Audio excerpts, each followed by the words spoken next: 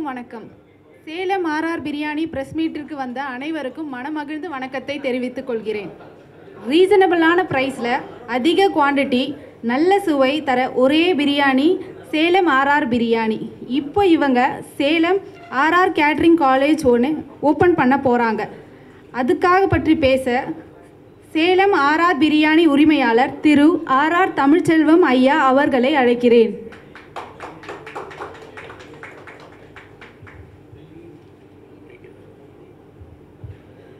வருகை புரிந்துள்ள பத்திரிகை துறையினர்களுக்கு, ஊடகத்துறை அனைவருக்கும் எங்கள் சேலம் வர தொழிலாளர் சார்பாக என் சார்பாக நன்றி கலந்த வாழ்த்துக்களை தெரிவித்துக் கொள்கின்றேன். காலையிலிருந்து ஏன் நன்றி என்றால், காலையில் 9 மணியிலிருந்து நீங்கள் காத்திருப்பதை அறிந்தேன். மிக்க மகிழ்ச்சி எனக்கு. இருந்தாலும் உங்களை காக்க வைத்ததுக்காக மிக வருத்தத்தோடு தெரிவித்துக் கொள்கின்றேன். இந்த காலேஜை பற்றி நான் சொல்வதை விட ராஜீவ்காந்தி காலேஜுடைய உரிமையாளர் அம்பண்ணன் எங்களுடைய மூர்த்தி சார் வந்திருக்காரு. அவர் விளக்கமாக விளக்கிடுவார். எனக்கு இப்போ கேள்வி பதில் இருக்குமா? Last okay. அப்போ கேள்வி பதில் அவர் காலேஜில் என்னென்ன செக்ஷன்ஸ்லாம் இருக்குது, என்னென்ன மாதிரிலாம் பண்ணியிருக்காங்கிறது சார் உங்களுக்கு விளக்கமாக சொல்லுவாங்க.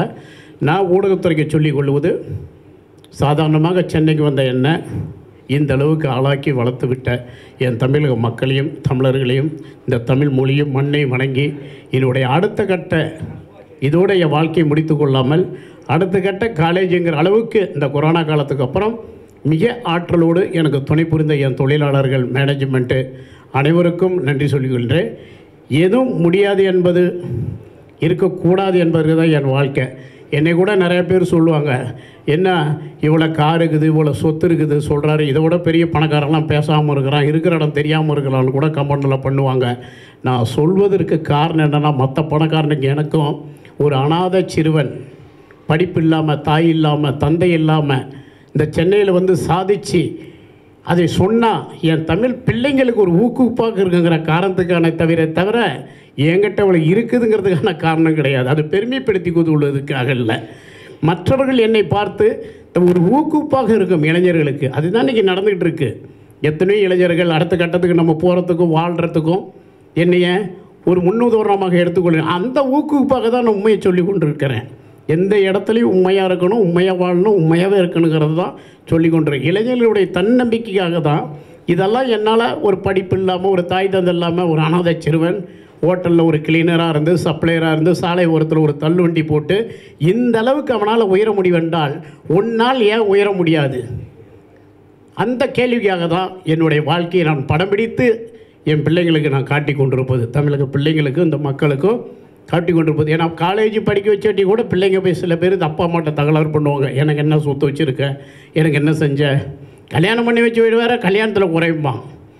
இப்படி காலம் முழுக்கும் பெற்றோர்களை உங்களை தாங்க முடியாது. குழந்தை பிள்ளைகளை, தமிழ் நெஞ்சங்களை, யாருமே குழந்தைகளை, உங்களுக்கு கை கால்கள் தான் மிகப்பெரிய சொத்து, உங்கள் ஆரோக்கியம் தான் மிகப்பெரிய சொத்து என்று எண்ணி உங்கள் வாழ்க்கையை பெற்றோர்கள் நம்மளுக்கு உயிர் கொடுத்தார்கள். நம்ம தான் வாழ வைத்து கொள்ள வேண்டும் நம்மளை எங்களை புரிந்து கொள்வதற்காக தான் இந்த தமிழ்ச்செல்வன் அத்தனை டீ கிளாஸ் கழுவுறதுலேருந்து, கைகால் புண்ணு வந்ததுலேருந்து, நான் மசூதியில் பசிக்கு நோம்பு கஞ்சி வாங்கி குடித்ததுலேருந்து நான் சொல்லி கொண்டிருக்க காரணம் உங்களுடைய தன்னம்பிக்கைக்காக. எளிமையும் இருக்கணும், சைப்புத்தன்மை இருக்கணும், பொறுமை இருக்கணும், அதே நேரத்தில் வேகம் இருக்கணும். அந்த வெற்றியின் அடையாளத்தை நோக்கி உன் சிந்தனைகள் பயணிக்கணுங்கிறதுக்காக தான் இத்தனை போராட்டங்களை நான் கையில் எடுத்து இந்த மண்ணுக்கும் மொழிக்கும் உங்கள் கூட பிறந்ததுக்கு உங்களுக்கு கைமாறாக நான் வாழ்ந்து கொண்டிருக்கின்றேன். என்னை பெருமைப்படுத்தி கொள்வதற்காக நான் இத்தனை காருக்குது வீடுக்கு என்று சொல்வதற்கல்ல. உங்களுக்கும் அது கிடைக்கும். எதுவுமில்லாத தமிழ் செல்வத்துக்கே இவ்வளோ உழைத்தால் கிடைத்திருந்தா, இவ்வளோ அறிவும் ஆற்றலும் கொண்டு ஒரு படிப்பு, கல்வி, தாய் தந்தை துணையோடு இருக்கும் இளைஞர்களுக்கு, தமிழ் பிள்ளைகளுக்கு உங்களால் ஏன் முடியாது? அந்த வாழ்க்கைக்காக தான், உங்கள் தன்னம்பிக்கைக்காக தான் என்னை நான் அர்ப்பணித்திருக்கின்றேன். அதற்காக தான் என்னுடைய ஒவ்வொரு விஷயத்தையும் அர்ப்பணித்து கொண்டு தான் இருப்பேன். எந்த இடத்துலையும் என் வாழ்நாள் முழுவதுமே எந்த ஒளிமறைவும் என் வாழ்க்கையில் இருக்காது. அதை என்னை பெருமை கொடுத்து என்னை சிறுமைப்படுத்தி உங்களை வலிமைப்படுத்த வேண்டுங்கிற நோக்கம்தான் எனக்கு. அந்த நோக்கத்துக்காக தான் இந்த போராட்டம் எனக்கு.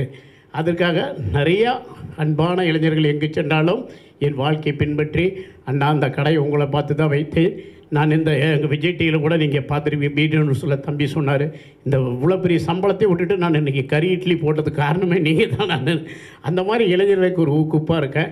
என் வாழ்க்கை ஒரு நீ நடந்தால் தடம், நான் நடந்தால் பாடம் என்று சொல்வேன். என் வாழ்க்கை ஒரு தடம் அல்ல, ஒரு பாடம்.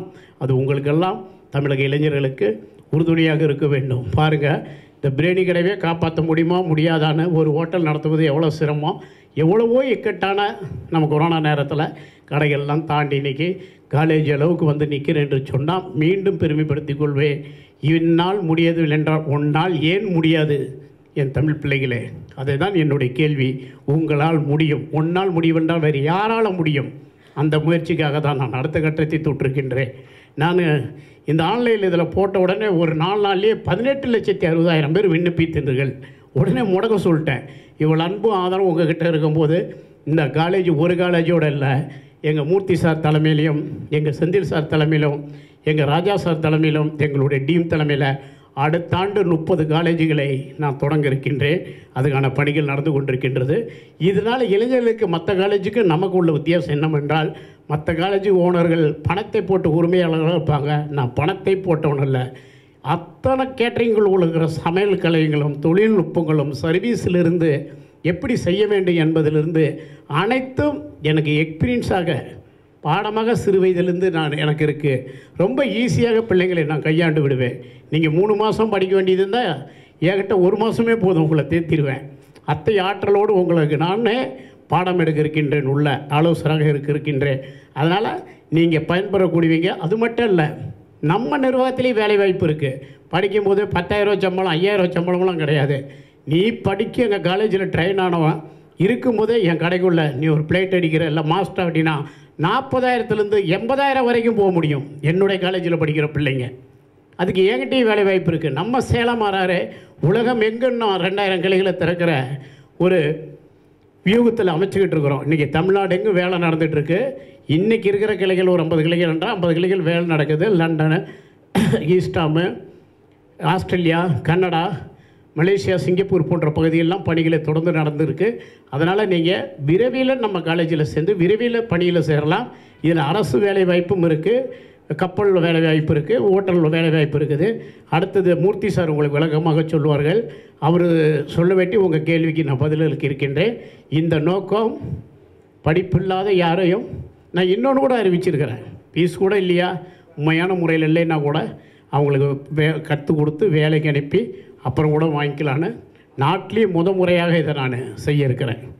யாருமே நல்ல முறையில் பயன்படுத்திங்க, உண்மையாக இருங்க. நான் உதவுறைய என் உதவியை யாரும் கேலியாகவோ கிண்டலாகவோ அப்படி எடுத்துக்கொள்ளாமல் மிக பொறுப்போடு அக்கறையோடு நன்றி உணர்வோடு அதை பயன்படுத்தி நீங்கள் வாழ வேண்டும். நீங்கள் வாழ்ந்தால் நம்ம மொழி வாழும், மொழி வாழ்ந்தால் நாடு வாழும், நாடு வாழ்ந்தால் நம்ம பாரதம் வாழும் என்று சொல்லி அடுத்த கேள்விக்கு நான் உங்களுக்கு விடையளிக்கின்றேன். நன்றி, வணக்கம். நன்றி ஐயா. அடுத்ததாக திருமதி தமிழ்ச்செல்வி மேம் அவர்களை ஓரிரு வார்த்தைகள் பேச மேடைக்கு அழைக்கிறோம். அடுத்ததாக Rajiv Gandhi IAS academy Anna Nagar owner V Murthy அவர்களை பேச அழைக்கிறோம். Good afternoon friends. முதல்ல பத்திரிகை நண்பர்களுக்கும் சேலம் ஆர்ஆருடைய குழுமத்திற்கு அதனுடைய தலைவர், துணைத் தலைவர், அவங்களுடைய செயலாளர், அவங்க டாக்டர், நண்பர்கள் செந்தில் அண்ட் ராஜா எல்லாருக்கும் என்னுடைய பணிவான வணக்கம். பொதுவாக இந்த 37 இயர்ஸ் ஆஃப் இந்த இண்டஸ்ட்ரியில் சாரோட உழைப்பை பற்றி அவர் சொன்னார். ரொம்ப மகிழ்ச்சியாக இருக்குது சார். நீங்கள் ரொம்ப நல்லா இருக்கணும் சார். அவரோட உழைப்பு இன்னும் ஒரு பக்கம் அவர் தான் இப்படி வளர்ந்த வழியை சொன்னார், வழியோடு சொன்னார். நான் இப்படி எல்லாம் என்னோடய கரியரில் நான் ட்ராவல் பண்ணேன். இன்றைக்கி இந்த இண்டஸ்ட்ரியில் ஒரு 50 பிரான்ச் மேலே கொண்டு வந்திருக்கோம். இன்னும் இன்டர்நேஷ்னல் ஓவர்சீஸ் லெவலில் நான் இதை எஸ்டாப்ளிஷ் பண்ணணுன்னு சொல்லிகிட்டு இருக்காரு. உண்மையில் அது ஒரு பாராட்ட வேண்டிய விஷயம். பீங்க ஒரு தமிழ் மண்ணிலேருந்து பிறந்து ஒரு தமிழர் பார்த்திங்கன்னா எல்லாருக்கும் ஒரு வித்தியாசமான ஒரு டிஷ்ஷில் ஒரு ஏழை கூட ஒரு பிரியாணி சாப்பிட ஈஸியாக போகக்கூடிய அளவுக்கு இன்றைக்கி பிரியாணியை மிகைப்படுத்தி பார்க்காம எளிமைப்படுத்தி பார்க்குற அளவுக்கு கொண்டு போயிருக்காரு. இந்த கேட்ரிங் காலேஜ் பற்றி அவருக்கு ஒரு ஆசை எப்படி வந்ததுன்னு எனக்கு தெரியல. நண்பர்கள் என்னை Salem RR they want to establish a biryani ஷாப்லேருந்து கேட்ரிங் காலேஜுக்கு வரணும், அது ஒரு மிகப்பெரிய லெவலில் கொண்டு போகணும் அப்படின்ட்டு அவங்களோட ட்ரீம், அவங்களோட விஷன்லாம் ரொம்ப தெளிவாக சொன்னாங்க. கேட்கும் பொழுது ரொம்ப சந்தோஷமாக இருந்தது. எனக்கும் இந்த கேட்ரிங் இண்டஸ்ட்ரிக்கும் எப்பயுமே ஒரு பெரிய ஈடுபாடு உண்டு. மோர் தென் 20 இயர்ஸாக எனக்கு இது மேலே ஒரு தீராத ஆசை உண்டு. பட் எல்லா கேட்ரிங் காலேஜ் இருக்குது, நேஷ்னல் லெவல் இன்ஸ்டிடியூஷன்ஸ் இருக்குது, இன்டர்நேஷ்னல் இன்ஸ்டிடியூஷன்ஸ் இருக்குது, டொமஸ்டிக்காக நிறைய ஹேம்லெட் குக்கிராமம் லெவலில் கூட நிறைய கேட்ரிங் காலேஜஸ் இருக்குது. பட் மற்ற இன்ஜினியரிங் ஸ்ட்ரீமை கம்பேர் பண்ணும்போது, ஆர்ட்ஸ் ஸ்ட்ரீமை கம்பேர் பண்ணும்போது, அல்லது வேறு துறைகள், அது பேராமெடிக்கல் கோர்சஸாக இருந்தாலும் இதெல்லாம் கம்பேர் பண்ணும்பொழுது, including industrial training school, industrial training institute, இதெல்லாம் கம்பேர் பண்ணும்போது எந்த இடத்துல இந்த கேட்ரிங் காலேஜ், அதாவது ஹோட்டல் மேனேஜ்மெண்ட்டு ஒரு மேலோங்கி இருக்குது அப்படின்னு பார்த்தீங்கன்னா, முடித்த உடனே ரெஸ்யூம் கூட பிரிண்ட் எடுக்காமல் கேம்பஸில் பிளேஸ்மெண்ட் பண்ண முடியும்னா அதுக்கு ஒரே ஒரு படிப்பு ஹோட்டல் மேனேஜ்மெண்ட் தான். அந்த தம்பி ஒரு வருஷ கோர்ஸ் படிச்சிருந்தாலும் சரி, இந்த ஒரு வருஷ கோர்ஸ் எல்லாம் நாங்கள் கிராஃப்ட் கோர்சஸ்ன்னு சொல்லுவோம். அதில் வந்து ஃபுட் ப்ரொடக்ஷன் சொல்லுவோம், ஃபுட் அண்ட் பீவரேஜ் சர்வீஸ்னு சொல்லுவோம், ஹவுஸ் கீப்பிங் ஆப்ரேஷன் சொல்லுவோம். ஃப்ரண்ட் ஆஃபீஸில் முன்னாடி ஸ்டார் நட்சத்திர ஹோட்டலில் முன்னாடி இருக்கீங்களோ, அல்லது விமானத்தில் முன்னாடி இருக்கீங்களோ, அல்லது ஒரு இதில் வந்து கப்பல் துறையில் முன்னாடி இருக்கீங்களோ, இல்லை இண்டஸ்ட்ரீஸில் வந்து ஃப்ரண்ட் ஆஃபீஸில் இருக்கோம், நாங்கள் ஃப்ரண்ட் ஆஃபீஸ் மேனேஜ்மெண்ட் சொல்லுவோம். எப்படி அந்த ஃப்ரண்ட் ஆஃபீஸ் ஹேண்டில் பண்ணணுன்ட்டு. அப்படி இந்த front office management, house keeping operation, food production, food and beverage service, அதாவது பீவரேஜ்னு நீங்கள் பெரிய பெரிய ஸ்டார் ஹோட்டல் ரெஸ்டாரண்ட்ஸ் எல்லாம் பார்த்துருப்பீங்க. அதே போல் பேக்கரி அண்ட் கான்ஃபெக்ஷனரி. ஸோ எந்த மாதிரி இந்த மாதிரி பேக்கரியில் இருக்கிற இன்றைக்கி இருக்கிற டிஷ்ஷஸ் பற்றி எல்லாம் பார்த்திங்கன்னா இந்த கோர்சஸ் வந்து கிராஃப்ட் கோர்சஸ்லேயே சொல்லிக் கொடுப்போம். அதோடு சேர்த்து டிப்ளமோ கோர்சஸ். எனக்கு வந்து ஒரு பட்டய படிப்பு வேணும், எனக்கு ஒரு 2 இயர் ஒரு டிப்ளமோ வேணும்னா, அந்த ஒரு வேளை அந்த குழந்தைங்க என்னால் அந்த ஃபீஸ் கட்ட முடியும் sir, they can go for diploma courses. அந்த டிப்ளமோ கோர்ஸுங்கிறது ஒரு 4 செமஸ்டருக்கும் 2 இயர்ஸ்க்கு. அதோடு சேர்த்து BSc hotel management. So BSc hotel மேனேஜ்மெண்ட்டுங்கிறது அது ஒரு கிராஜுவேஷன், ஒரு 3 இயர்ஸ் பிஎஸ்சி ஹோட்டல் மேனேஜ்மெண்ட். அதே போல் பிஎஸ்சி ஹோட்டல் மேனேஜ்மெண்ட்டில் ஹாஸ்பிட்டாலிட்டி மேனேஜ்மெண்ட் ஒரு கோர்சஸ், இதெல்லாம் நாங்கள் இந்த வருஷம் இன்ட்ரடியூஸ் பண்ணுறோம். ஸோ முதல்ல இந்த கிருஷ்ணகிரியில் ஒரு பிரம்மாண்டமான ஒரு மோர் தென் ஒரு 20,000 ஸ்கொயர் ஃபீட்டில் ஒரு பில்டிங்கில் வந்து ஃபஸ்ட் டைம் வந்து பார்த்திங்கன்னா ஒரு இன்டர்நேஷ்னல் ஸ்டாண்டர்டு லேபரட்டரிஸ், அதாவது ஒவ்வொரு ஆப்ரேஷன்ஸுக்குமே ஃப்ரண்ட் ஆஃபீஸுக்கும், ஹவுஸ் கீப்பிங்க்கும், ஃபுட் ப்ரொடக்ஷனுக்கும், ஃபுட் சர்வீஸ்க்கும் ஒரே நேரத்தில் ஒரு 200 மாணவர்கள் ட்ரைனிங் பண்ணுறக்கூடிய அளவுக்கு இதை நாங்கள் வந்து இப்போ உருவாக்கியிருக்கிறோம். ஸோ இப்போ அட்மிஷன்ஸ் இப்போ ஸ்டார்ட் பண்ணுறோம். இன்றைக்கு வந்து இந்த இனாகரல் பண்ணுறது என்னென்னா, இந்த ப்ரெஸ்ஸுடைய பிளஸ்ஸிங்ஸோட, எல்லா பத்திரிகை நண்பர்களோட பிளஸ்ஸிங்ஸோட, எல்லா யூடியூபர்ஸோட பிளஸ்ஸிங்ஸோட, இவ்வளோ நாள் கடந்த 37 வருஷமாக எப்படி அவருக்கு மிகப்பெரிய சப்போர்ட் கொடுத்துருந்தீங்களோ, இன்றைக்கி அவர் கைகளால் உருவாக்கப்படுகிற இந்த சேலம் ஆர்ஆர் ஹோட்டல் மேனேஜ்மெண்ட்டுக்கும் அதே ஈக்குவல் பிளஸ்ஸிங்ஸ் இருக்குது. இதுவும் அடுத்த கட்ட நாங்கள் எப்படி அடுத்த வருஷம் 36 பிரான்ச்சஸ் கொண்டு போகணும்னு நினைக்கிறோமோ அதுக்கு உங்களோட சப்போர்ட்லாம் தேவை. ஸோ இந்த இண்டஸ்ட்ரியை பொறுத்த வரைக்கும் தமிழ்நாட்டில் படிக்கிற எல்லா students either they are in 10th standard லெவலில் இருந்தாலும் சரி, அல்லது 12th ஸ்டாண்டர்ட் லெவலில் இருந்தாலும் சரி, சிபிஎஸ்சியில் படிச்சிருந்தாலும் சரி, அல்லது மெட்ரிகுலேஷனில் படிச்சிருந்தாலும் சரி, தமிழ் வழியில் படிச்சிருந்தாலும் சரி, அல்லது வேறு லாங்குவேஜில் வேறு ஸ்டேட்டில் படிச்சிருந்தாலும் சரி, ஹோட்டல் மேனேஜ்மெண்ட் ட்ரஸ்ட்டுக்கு பொறுத்த வரைக்கும் 10th கம்ப்ளீட் பண்ணியிருந்தாலே போதும், அதே மாதிரி 12th கம்ப்ளீட் பண்ணியிருந்தாலே போதும். நிச்சயமாக வந்து பார்த்திங்கன்னா படித்து முடித்தவரே நாங்கள் கொடுக்குற 80% ஆஃப் ட்ரைனிங், அதாவது 80% ஆஃப் ப்ராக்டிக்கல் ட்ரைனிங், நாங்கள் கொடுக்குற 80% ப்ராக்டிக்கல் ட்ரைனிங்கும் 20% தியரி ட்ரைனிங், அதோடு சரி லாங்குவேஜஸ். ஏன்னா எப்படி ஒரு வீட்டுக்கு தமிழ் மொழி வந்து ஒரு கதவு மாதிரியோ, மாற்று மொழிகள் எல்லாம் ஒரு ஜன்னலாக இருக்கோ, அதுபோல் வெவ்வேறு லாங்குவேஜஸ் வந்து அந்த ஸ்டூடெண்ட்ஸ்க்கு நம்ம ட்ரெயின் பண்ணி அவங்களுக்கு ஒரு கம்யூனிகேட் இங்கிலீஷோட, ஹிந்தியோட, மற்ற எந்த கண்ட்ரிக்கு ட்ராவல் அந்த லாங்குவேஜஸ் எல்லாம் கொடுத்து அவங்களுக்கு ஒரு பெரிய விஷன், அதாவது படித்து முடித்த உடனே 2வது நாள் வந்து ஜாப் முடித்த உடனே we can give them opportunity either and ஓவர்சீஸில் எங்கே போனாலும் சரி அதை நாங்களே வாங்கி கொடுத்துறோம். எங்கள் சேலம் ஆர்ஆரோட குடும்பமே அந்த பிளேஸ்மெண்ட் பண்ணி கொடுத்துரும். அதனால் ஜாபுக்காக எங்கேயும் அலைய வேண்டியதில்லை. அதோடு சேர்த்து ஃபைனல் இயர் வரும்பொழுது நாங்கள் அந்த இன்பிளான் ட்ரைனிங்னு சொல்லுவோம். நாங்கள் அதாவது ஃபைனல் இயர் வரும்பொழுது எங்களோட கன்சார்டியம் போட்டிருக்கிற ஹோட்டல்ஸ் நிறைய ஐடிசி போல் ஒரு மிகப்பெரிய பிரம்மாண்டமான நட்சத்திர ஹோட்டல்களை நாங்கள் கன்சார்டியம் போட்டிருக்கோம். இன்டர்நேஷ்னல் ஹோட்டல்ஸோட கன்சார்டியம் போட்டிருக்கோம். இந்த கன்சார்டியம் என்ன ஆகுன்னு கேட்டிங்கன்னா, அந்த ஸ்டூடெண்ட்ஸ் இங்கிருந்து போயிட்டு எந்த விதமான ஃபியரோ பயமோ இல்லாமல் அவங்க ட்ரைனிங் எடுத்துக்கலாம். படிக்கும் பொழுதே இந்த ட்ரைனிங்லாம் எடுக்கும் பொழுது வெளியில் போகும்போது அவங்க வந்து ஒரு ஃப்ரெஷ் கேண்டிடேட்டுங்கிற ஃபீலிங் இருக்காது. அவங்களோட ப்ராக்டிக்கல் எக்ஸ்பீரியன்ஸ் வந்து மிகப்பெரிய லெவலுக்கு போயிடும். So definitely I can promise that எல்லா இந்தியாவில் இருக்கிற எல்லா கேட்ரிங் காலேஜை விட சேலம் ஆர்ஆரோடைய கேட்ரிங் வந்து ஒரு மிகப்பெரிய விஷனோட 100% பிளேஸ்மெண்ட்டோட ஒரு குவாலிட்டி எஜுகேஷன் கொடுக்கறதுக்காக தான் இதை ஆரம்பிச்சிருக்கிறோம். ஸோ நீங்கள் தொடர்ந்து இதுக்கான சப்போர்ட் பண்ணுங்கள். Thank you so much. Thank you sir. Thank you for the wonderful speech sir. And அடுத்ததாக திருமதி தமிழ்ச்செல்வி மேம் அவர்களை ஓரிரு வார்த்தைகள் பேச அன்போடு அழைக்கிறோம்.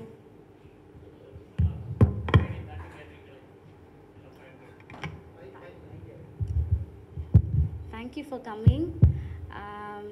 சேலமோட ரெஸ்டாரண்ட் வந்து சென்னையில் வந்து ரெஸ்டாரண்ட்டாக மட்டும் இருந்தோம்.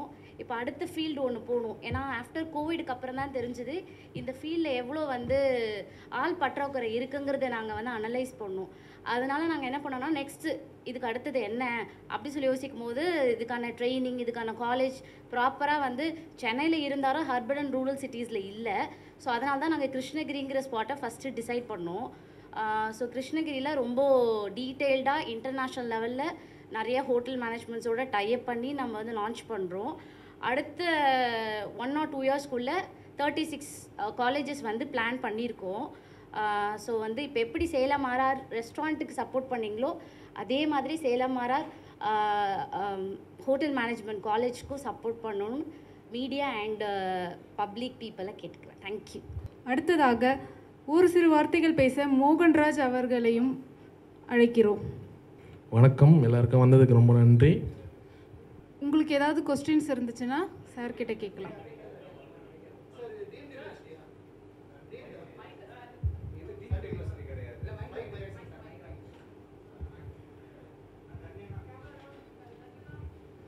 இது வந்து இண்டஸ்ட்ரியல் ட்ரைனிங் இன்ஸ்டியூட்னு சொல்லிட்டு DGT director general of employment ட்ரைனிங்லேருந்து நாங்கள் அப்ளை பண்ணி அப்ரூவல் வாங்கியிருக்கோம். DGET director general of employment and training.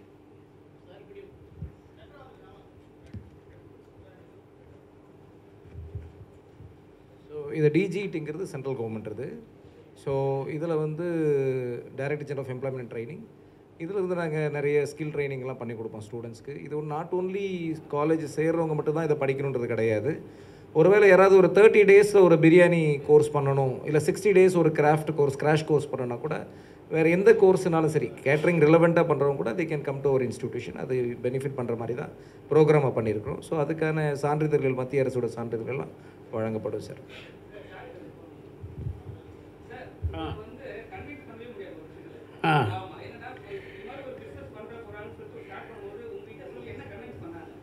இல்லை நான் தான் அவங்கள கன்வின்ஸ் பண்ணேன் இதை நம்ம பண்ணியே தீரணும் அப்படின்னு. அது ஏன் காரணம்னு கேட்டிங்களா, என் மேலே எனக்கு ஒரு வெறி உண்டு. எனக்கு தெரிஞ்ச இந்த ஆற்றல் எல்லா பிள்ளைகளுக்கும் போய் சேர்ந்தால் எப்படி இருக்குங்கிறது, அது எப்படி கொண்டு போகணும். இப்போ என்கிட்ட வந்தால் என் ஹோட்டலில் இருக்கிற மாஸ்டர்ஸ் யாருமே வந்து வெளியில் வேலை பார்த்தவங்க கிடையாது. என்கிட்ட வெங்காயம் ஒலிக்க வந்தவங்க, பரோட்டா போட வந்தவங்க தான் இன்றைக்கி ஆர்ஆருடைய மாஸ்டராக இருக்காங்க.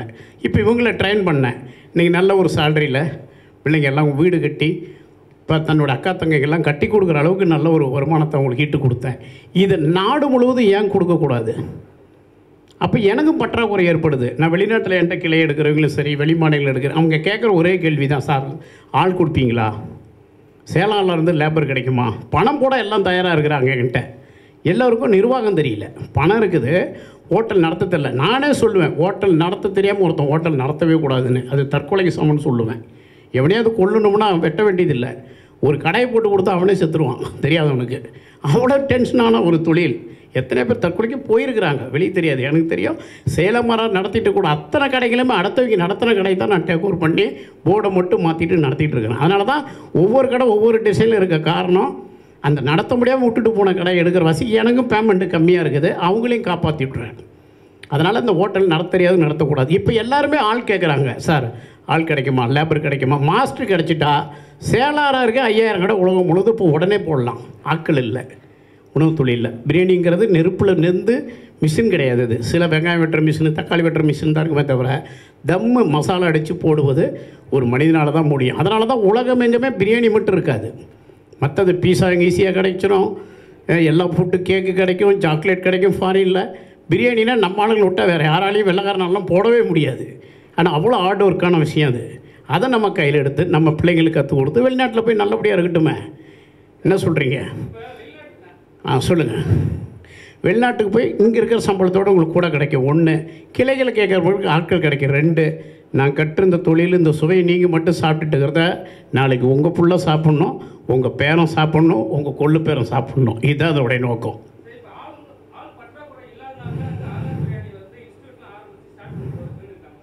எனக்கு மட்டும் இல்லை, வேர்ல்டு முழுவதுமே ஃபுட் இண்டஸ்ட்ரிக்கு பால் பற்றாக்குறை. அதனால தான் இந்த துறைன்னு இல்லை, தமிழகத்தை நீங்கள் எடுத்துக்கிட்டிங்களா, கட்டடத்துறையாக இருக்கட்டும், கார்பெண்டர் துறையாக இருக்கட்டும், எந்த துறையை நெல் இருக்கிறதுல விவசாயத்துலேருந்து இன்றைக்கி நார்த்துலேருந்து ஆள் எடுக்க வேண்டிய நிலையில் இருக்கிறோம். ஆள் பற்றாக்குறை தமிழகத்தில் மிகப்பெரிய இடத்துல இருக்குது.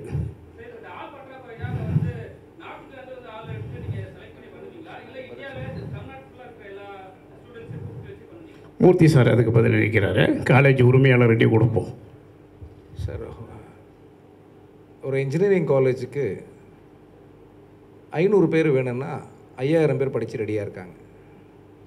ஒரு ஆர்ட்ஸ் அண்ட் சயின்ஸ் காலேஜ்லேயோ அல்லது ஐடி சொல்யூஷன்ஸ் பேஸ்லேயோ பார்த்தீங்கன்னா ஐடி படிக்கிறவங்க 100 பேர் இருப்பாங்க. ஐடிக்கு படிக்காத ஒரு 400 பேர் எக்ஸ்ட்ரா உள்ளே வரும். ஒரு அம்பர்லாக்குள்ளே 10,000 பேர் வேலை செய்கிற கம்ஃபர்ட் ஜோன் எங்கே இருக்குன்னா ஐடியில் இருக்குது. கேட்ரிங் என்னென்னு பார்த்தீங்கன்னா ஒன்று ஸ்டார் ஹோட்டல்ஸ் மட்டுமே கேட்ரிங் கிடையாது. ஸ்டார் ஹோட்டல்ஸாக இருக்கட்டும், ஷிப்பிங் கார்பரேஷனில் இருக்கட்டும், அல்லது ஏர்லைன்ஸில் இருக்கட்டும். இன்றைக்கி தமிழ்நாட்டில், குறிப்பாக தமிழ்நாட்டில் எத்தனை எஸ்சி செட் இருக்குதுன்னு பார்த்தீங்கன்னா இங்கே சென்னையில் மட்டும் 7 எஸ்சி செட் இருக்குது. 7 எஸ்சி செட் இருக்குது. எல்லா இடத்துல இண்டஸ்ட்ரியல் கேட்ரிங்கிறது பார்த்திங்கன்னா 10,000 பேர், ஒரு ஃபேக்ட்ரியில் 10,000 பேர் வேலை செய்யணும். 10,000 பேர் வீட்டுக்கு சாப்பாடு கொண்டு போகிறது இல்லை. அவ்வளவும் ஒரு இண்டஸ்ட்ரியல் காரிடாரில் தான் ப்ரொவைட் பண்ணுறாங்க. இந்த மாதிரி எல்லா எஸ்சி செட்லேயும் சரி, ஸ்பெஷல் எக்கனாமிக் ஜோன் மட்டும் இல்லை, எனி ஃபேக்ட்ரிஸில் இன்றைக்கி வந்து இண்டஸ்ட்ரியல் கேட்ரிங்க்கு அவ்வளோ ஆட்கள் தேவைப்படுது. ஆனால் ஆட்கள் கிடைக்கிறது இல்லை. அப்போ என்னென்னா ஹோட்டல் மேனேஜ்மெண்ட் காலேஜ் வந்து ஆரம்பிக்கிறாங்கன்னா இப்போ தமிழ்நாட்டில் 2 தான் இருக்குது. ஒன்று திருச்சியில் ஒரு சென்ட்ரல் கவர்மெண்ட் ஒன்று இருக்குது. அதுக்கு அடுத்தபடி SRM ஒன்று பண்ணிகிட்ருக்காங்க. இன்னொருத்தர் ஒரு 3 இன்ஸ்டியூஷன் தான் ரெப்யூட்டடாக பண்ணிகிட்ருக்காங்க. இந்தியா லெவலில் பார்த்தீங்கன்னா ஒரு 100 இன்ஸ்டியூஷன் தான் ரெப்யூட்டடாக இருக்கும். நிறைய வந்து ஹேம்லெட் குக்கிராமங்களில் கூட வந்து சின்னதாக வந்து பார்த்திங்கன்னா வளர்ந்துருப்பாங்களே தவிர, ஆனால் இண்டஸ்ட்ரியல் நீடை வந்து கொடுக்குறேன்னா இன்றைக்கி கிடையாது. ஆக்சுவலாக we have a very big demand. அதை தான் நான் சொன்னேன். படித்து முடிச்சு 2வது நாள் ரெஸ்யூம் கூட பிரிண்ட் ஆக தேவையில்ல, பிளேஸ்மெண்ட் எடுத்துகிட்டு போகிறதுக்கு ரெடியாக இருக்கிறாங்க. ஆட்கள் அவ்வளோ டிமாண்ட் இருக்குது. ஏன்னா மேக்ஸிமம் ஃபேக்ட்ரியில் வேலை செய்கிறவங்கலேருந்து எந்த துறையில் இருந்தாலும் இன்றைக்கி எல்லா இடத்துலையும் அவங்களே ஃபுட்டை ப்ரொவைட் பண்ணி 12 hours ஜாப் கொடுக்குன்றதுக்காக என்னென்னா இன்றைக்கி ஒர்க்மேன்ஷிப் அதிகமாக தேவைப்படுறதுனால we need people for catering. அதனால தான் என்னென்னா அவங்களுக்கு பணம் இல்லைனாலும் படிக்க வைக்கலாம்னு சொல்கிறோம். ஏன்னா அவ்வளோ தேவைப்படுது. ஸோ நம்ம ஒன்றும் வந்து நம்ம ஒரு 20% ஃப்ரீயாக பண்ணால் கூட 80% கமர்ஷியலாக தான் பண்ண போகிறோம். ஆனால் என்னென்னா we can give that affordable காஸ்ட்டில் கொடுத்து பெட்டர் எஜுகேஷன். அது தமிழ்நாட்டில் படிச்சிருந்தாலும் எந்த ஊரில் படித்தா என்ன, அது ஒரு பிரச்சனையே கிடையாது. Let them come to our institution, we can give them a better education.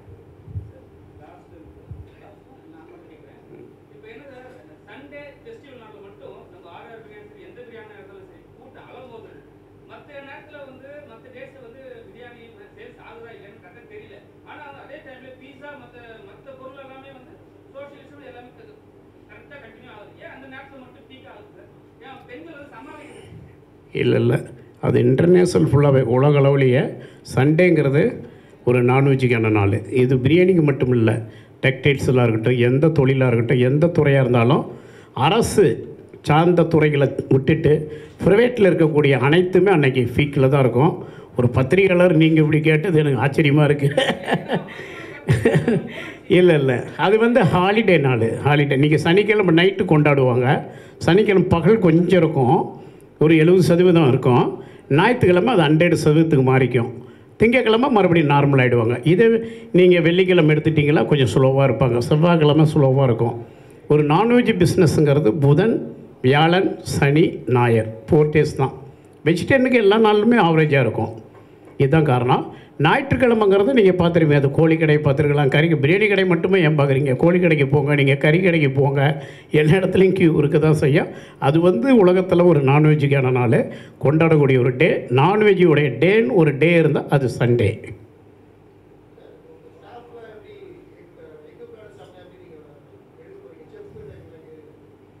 அதுக்கான சார் சொல்லுவார். சார், இந்த இண்டஸ்ட்ரியில் ஏற்கனவே ஒரு 15 வருஷம் 20 வருஷத்துக்கு முன்னாடியே படித்தவங்க, அவங்க தொடர்ந்து இண்டஸ்ட்ரியல் கேட்ரிங்கில் சில பேர் ஒர்க் பண்ணியிருப்பாங்க, சிலர் ரெஸ்டாரண்ட்ஸில் ஒர்க் பண்ணியிருப்பாங்க, சிலர் வந்து ஸ்டார் ஹோட்டல்ஸில் வந்து பார்த்திங்கன்னா ஜெனரல் மேனேஜர் இந்த மாதிரி கேட்ரஸில் ஒர்க் பண்ணியிருப்பாங்க. ஸோ அவங்களுக்கு எல்லா டிவிஷன், அது ஃபுட் ப்ரொடக்ஷன்லேருந்து ஃபுட் சர்வீஸ் எல்லா டிவிஷனும் அவங்க ஒர்க் பண்ணியிருப்பாங்க.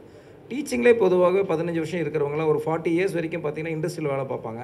40 years மேலே வரும்போது ஆட்டோமேட்டிக்காக டீச்சிங் மேலே தான் இன்ட்ரெஸ்ட் காட்டுவாங்க. ஏன்னா when their blood is coming down, they will go focus on teaching. So அந்த வகையில் நாங்கள் எடுத்திருக்கிற ஃபேக்கல்ட்டிஸ் எல்லாமே ரொம்ப மல்டி லாங்குவேஜ் தெரிஞ்சவங்க, மல்டிபிள் ஏரியாவில் ஒர்க் பண்ணவங்க தான். So really there international standard.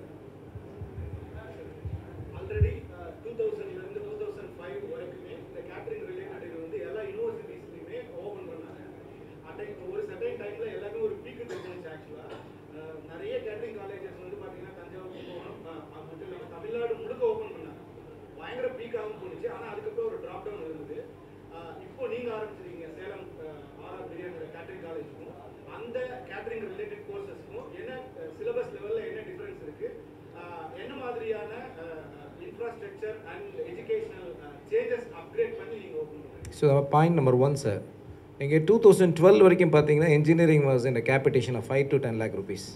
Then it has come down. Now polytechnic is in the boom. இன்றைக்கி இப்போ அதே போல் data science and artificial intelligence இன்றைக்கி பூமில் இருக்குது. ஸோ இன்றைக்கி டிமாண்ட் என்ன, இன்னைக்கு டிமாண்டாக இருக்கும். ஒரு கொஞ்ச நாள் கழிச்சு முதல்ல வந்து மெக்கானிக்கல் ஒரு பெரிய டிமாண்ட் இருக்குது. மெக்கானிக்கலுக்கு சப்வேஸ் பார்த்தீங்கன்னா அங்கே பிரான்ச்சஸ் வந்து மெக்கானிக்கல் அண்ட் ப்ரொடக்ஷன்லாம் வந்தாங்க. ஸோ இப்படி ஏரியா வைஸ் எலக்ட்ரிக்கல் வரும்பொழுது எலக்ட்ரானிக்ஸ் பூம் ஆயிருது சில நேரத்தில். இன்றைக்கி வந்து பார்த்திங்கன்னா இந்த கோவிடில் பார்த்தீங்கன்னா செமிகண்டக்டருக்கு வந்து இவ்வளோ எலக்ட்ரானிக்ஸ் இன்ஜினியர்ஸ் இருந்து கூட வி வேர் இந்த need of semiconductor manufacturing, multilayer ceramic capacity manufacturers எல்லாம் நம்ம தேவைப்பட அலைஞ்சோம். ஏன்னா இருக்கிறது 3 கண்ட்ரி தான் மோனோபோலியாக இருக்காங்க. ஒன்று டைவான், ஒன்று சவுத் கொரியா அண்டு ஜப்பான். இந்த 3 பேர் தான் மோனோபோலியாக இருக்காங்க. பட் பெரிய டிமாண்ட் அண்ட் சப்ளை பண்ண முடியல.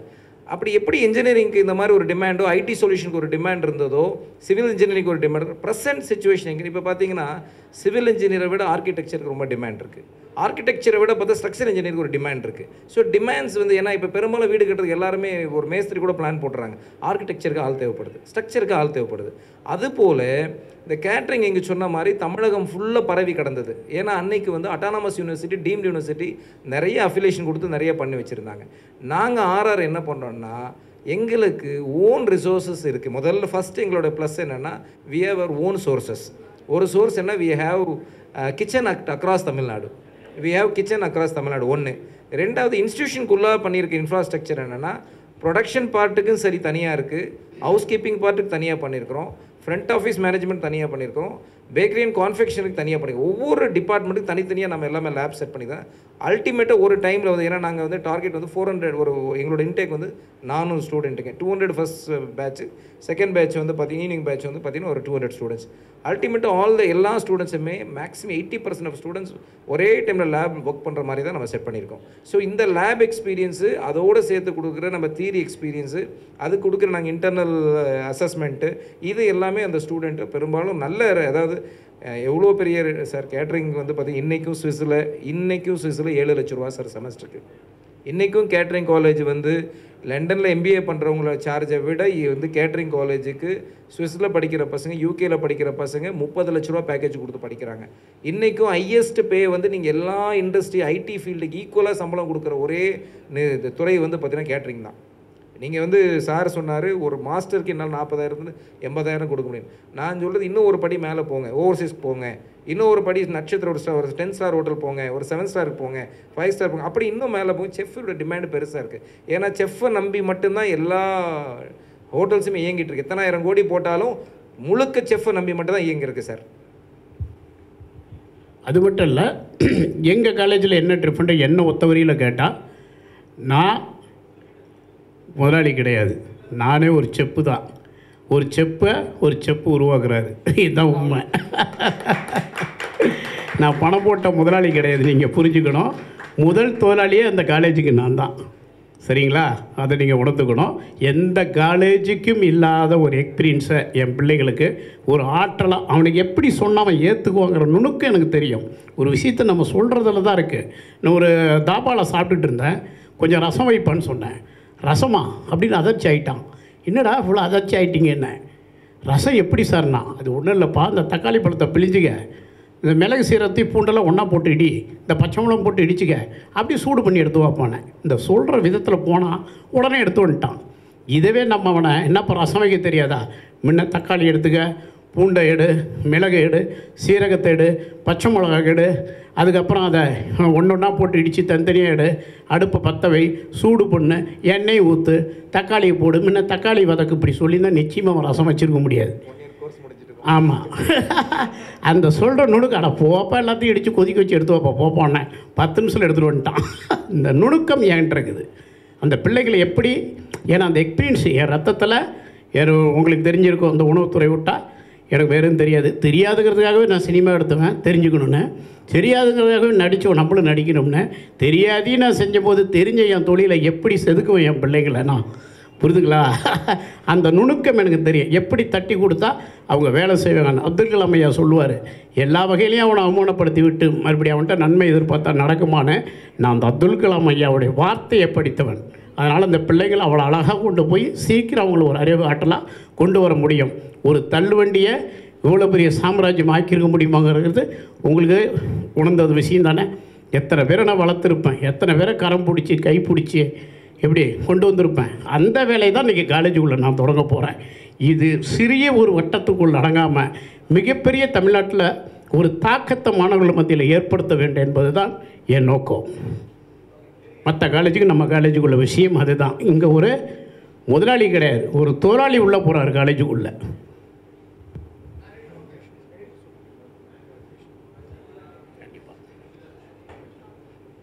ஆமாம், பத்திரிக்கை நீங்கள் செய்ய வேண்டியது ஒன்று தான். இதை நம்ம பிரபலப்படுத்தி நிறைய பேருக்கு நம்ம காலேஜில் வேலை வாய்ப்பை நீங்கள் ஏற்படுத்தி கொடுங்க. அது எப்படி ஒளிபரப்பணும், எப்படி செய்யணுங்கிறதெல்லாம் உங்களுக்கு தெரியும். இது எப்படி எடிட்டிங் பண்ணணும், சிம்பிள், நமக்கு ரொம்ப வேண்டாம். காலேஜில் சேரத்துக்கான வழிமுறை ஏற்படுத்தி எளிமைப்படுத்தி கொடுங்க பிள்ளைங்களுக்கு. மற்றபடி யாராருக்கு என்ன ரெக்கமெண்டோ அதெல்லாம் ஃபோன் நம்பர் இருக்கும். எல்லாருக்கும் நம்ம வேலைவாய்ப்பை தருவோம் அந்தந்த துறைக்கு. அந்த பணியை நீங்கள் சிறப்பாக கொஞ்சம் பிள்ளைங்களுக்காக உங்களுடைய பணி அதுதான். பத்திரிகை துறை தான் இந்தியாவின் தூண். அதுபோல் நீங்கள் அந்த வழிமுறையை எளிமைப்படுத்தி பிள்ளைங்களை செய்வதற்கான எளிய முறைகளை நம்ம சேனல்கள் வழிநடத்த வேண்டும். ஊடகத்துறை. நன்றி.